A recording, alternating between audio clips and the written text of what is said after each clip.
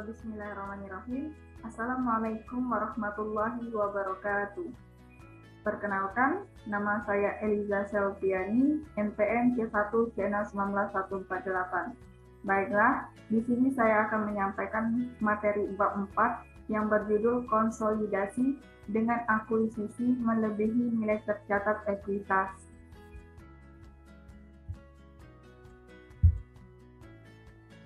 Karakteristik konsolidasi dengan akuisisi melebihi nilai tercatat. Yang pertama itu ada prosedur konsolidasi. Prosedur konsolidasi ini perusahaan pengakuisisi investor biasanya akan melakukan uji kelayakan, due diligence, atau atas bisnis yang akan diakuisisi. Yang dilakukan perusahaan pengakuisisi sebelum melakukan pengakuisisian terhadap suatu perusahaan. Ada beberapa hal yang harus dilakukan sebelum memutuskan untuk mengakuisisi. Misalnya, jika perusahaan mengakuisisi perusahaan anak, pertimbangan yang akan dilakukan adalah apa yang akan didapatkan dari pengakuisisian perusahaan anak. Lalu, ada pertimbangan seperti reputasi yang baik dengan pelanggan, reputasi manajemen yang baik, maka ada kemungkinan perusahaan pengakuisisian memberikan atau mengeluarkan biaya akuisisi atau imbalan yang lebih tinggi dibanding nilai tercatat. Selanjutnya itu ada faktor-faktor yang dapat mempengaruhi proses penilaian kelayakan bisnis saat proses kombinasi bisnis antara lain, yaitu prospek bisnis perusahaan yang kondisi industri secara umum, nilai strategi bisnis, kualitas manajemen, dan nilai wajar dari aset maupun liabilitas yang dilaporkan oleh perusahaan yang akan diakuisisi. Yang kedua itu ada diferensial. Diferensial ini berdasarkan PSAK 22 revisi 2010. Diferensial harus dialokasikan pada aset teridentifikasi yang diperoleh dan atau liabilitas yang diambil alih yang dianggap menyebabkan nilai wajar dari entitas anak yang akan dikonsolidasikan melebihi nilai bukunya atau dialokasikan sebagai goodwill. Jadi, diferensial ini bisa disebabkan karena dua hal. Yang pertama itu karena perbedaan nilai wajar dari aset yang diperoleh dan liabilitas yang diambil alih. Yang kedua, karena goodwill bisa jadi kombinasi keduanya dan harus dilakukan analisis untuk menentukan diferensial. Diferensial ini bersifat sementara atau temporer yang akan muncul ketika dibuat jurnal eliminasi dan akan dinolkan. Di jurnal eliminasi, kedua dan nilai akan dialokasikan. Contohnya, dialokasikan ke aset yang nilai wajarnya berbeda dengan nilai tercatat, bisa ke goodwill atau kombinasi keduanya. Selanjutnya itu aset teridentifikasi dan liabilitas yang diambil alih. Menurut PSAK 22 2010, aset teridentifikasi yang diperoleh dan liabilitas yang diambil alih haruslah memenuhi dimensi aset dan liabilitas. Menurut kerangka dasar penyusunan penyajian laporan keuangan pada tanggal akuisisi serta merupakan bagian yang dipertukarkan dalam proses akuisisi. Contohnya, aset tak berwujud berupa paten. Ada kemungkinan saat mengakuisisi memperoleh aset berupa paten, tetapi paten ini dihasilkan perusahaan anak melalui proses secara internal. Maka secara standar suatu aset tak berwujud yang tercipta melalui proses internal tidak boleh diakui. Paten itu boleh diakui jika paten tersebut diperoleh secara dibeli, meskipun hal itu sebenarnya bernilai. Selain itu, PSAK 22 2010 juga menyatakan bahwa dimungkinkan untuk memunculkan suatu aset atau liabilitas baru yang sebelumnya tidak diakui oleh pihak yang diakuisisi.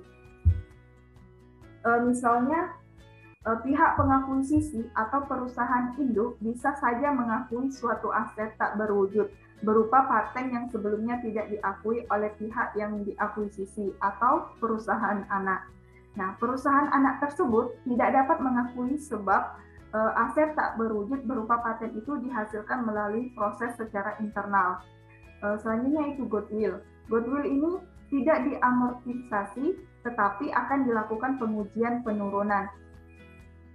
Dilakukan pengujian penurunan nilai jika terdapat indikasi bahwa telah terjadi penurunan nilai aset. Kapan sih terjadi penurunan nilai aset itu? Yaitu ketika nilai tercatat dari aset tersebut lebih tinggi dibandingkan nilai terpulihkan atau nilai yang diperoleh kembali ditentukan berdasarkan nilai mana yang lebih tinggi antara nilai wajar dikurangi biaya penjualan dibandingkan nilai pakai atau hasil investasi di masa mendatang. Nah, selanjutnya itu ada pembelian dengan diskon. Pembelian dengan diskon ini akuisisi dengan konsiderasi nilai wajar yang dikeluarkan oleh investor lebih rendah dibandingkan nilai wajar dari seluruh aset bersih yang dimiliki investasi. PSAK 2002 revisi 2010 PSAK 22 revisi 2010 itu mengidentifikasikan bahwa investor pengakuisisi harus mengakui keuntungan yang dihasilkan dari pembelian diskon ini melalui laba atau rugi pada tanggal akuisisi. Selanjutnya itu ada ilustrasi akuisisi dengan kepemilikan penuh terdiri. Yang pertama itu ada konsolidasi saat setelah akuisisi. Maka perusahaan hanya akan melaporkan laporan posisi keuangan dan jurnal eliminasi yang terkait. Ada beberapa macam. Yang pertama itu ada menghapus ekuitas anak seperti saldo laba, saham biasa. Yang kedua itu menghapus investasi perusahaan induk pada perusahaan anak. Yang ketiga, memunculkan diferensial atau dialokasikan. Dan yang terakhir itu memunculkan kepentingan non-pengendali di bagian kredit. Yang kedua itu ada konsolidasi pada periode setelah akuisisi. Tidak terdapat perbedaan mendasar dibandingkan konsolidasi ketika akuisisi dilakukan pada nilai tercatat. Selanjutnya, laba bersih dan saldo laba konsolidasian. Ketika entitas anak dimiliki sepenuhnya oleh entitas induk, serta tidak ada penyesuaian komponen-komponen tertentu, laba rugi konsolidasian adalah sama dengan laba rugi yang dilaporkan oleh entitas induk. Yang ketiga itu ada konsolidasi pada periode setelah terjadi akuisisi. Contohnya, itu setelah satu periode atau menambah periode 1 tahun.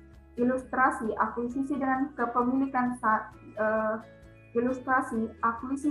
kepemilikan sebagian adanya bagian ekuitas kepentingan non-pengendalian, yaitu bagian ekuitas pada laporan posisi keuangan akan muncul kepentingan non-pengendalian. Selanjutnya itu ada PSAK 65 revisi 2014 mensyaratkan entitas induk untuk menyajikan secara terpisah bagian dari kepentingan non-pengendalian pada ekuitas dalam laporan posisi keuangan konsolidasian. Hal ini berarti untuk menunjukkan kepada pengguna laporan keuangan seberapa besar bagian dari aset bersih yang dimiliki entitas anak yang tidak dikuasai oleh entitas induk.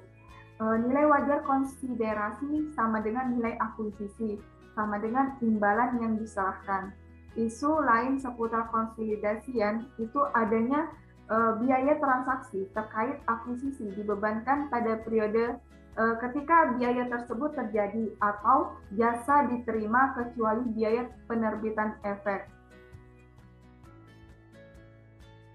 Mungkin itu saja yang dapat saya jelaskan materi bab 4. Lebih dan kurang saya mohon maaf. Saya akhiri. Assalamualaikum warahmatullahi wabarakatuh.